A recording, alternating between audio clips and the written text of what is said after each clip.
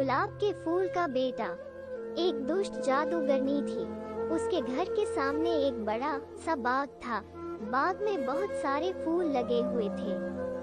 एक महिला उस घर के आगे से होकर जा रही थी। उसने सुंदर गुलाब देखे। उसने सोचा कि मंदिर में चढ़ाने के लिए एक फूल तोड़ लिया जाए, लेकिन जैसे ही उसने फूल तोड़ने के लिए हाथ बढ़ाया, जादूगरनी आ गई। वो चिल्लाकर बोली, रुक जा मूर्ख महिला, तूने मेरे फूल को छुआ है। यहाँ किसी को भी मेरे फूल छूने की आज्ञा नहीं है। तेरी इस गलती की सजा तुझे जरूर मिलेगी। मैं तुझे भी गुलाब का फूल बनाती हूँ। ये कहकर जादूगरनी ने इशारा किया। वो महिला घबराकर रोने लगी।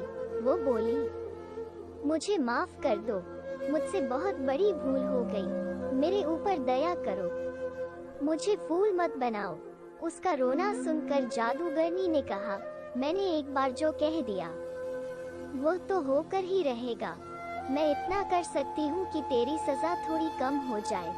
आज पूरे दिन तू इस क्यारी में रहेगी और रात होने पर ही अपने घर जा सकेगी, लेकिन सुबह होते ही तुझे यहाँ वापस आना होगा। यदि ऐसा नहीं हुआ तो तू अपने घर पर ही एक फूल बन जाएगी, लेकिन पौधे पर लगी न होने के कारण तू जल्दी ही सूख जाएगी। इसलिए सुबह होते ही यहाँ आ जाना। हाँ, अगर तुझे किसी ने यहाँ के फूलों में से पहचान लिया तो मेरा जादू टूट जाएगा और तू हमेशा के लिए जा सकेगी। जादूगरनी के इतना कहते ही वह महिला गुलाब का फूल बनकर एक पौधे से जुड़ गई। रात होते ही वह वापस अपने रूप में आ गई। दिन भर धूप में रहने से बेचारी परेशान थी।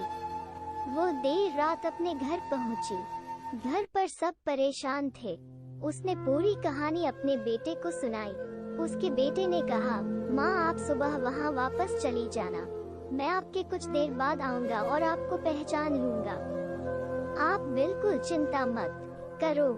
सुबह को सूरज निकलने से भी पहले महिला जादूगरनी के बाग में जाकर फूल बन गई।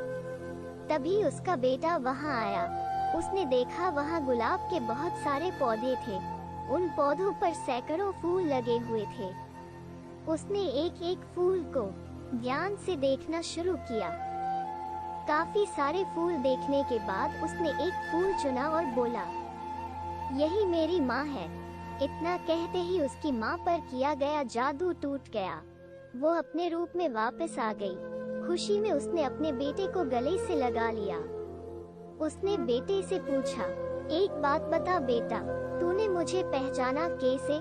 बेटे ने कहा, सीधी बात है माँ, जितने भी फूल रात भर यहाँ रहे उन सभी पर ओस की बूंदें थीं, लेकिन आप तो रात को घर पर थी, इसलिए आप बिल्कुल सूखी हुई थी। मैंने आपको आसानी से पहचान लिया।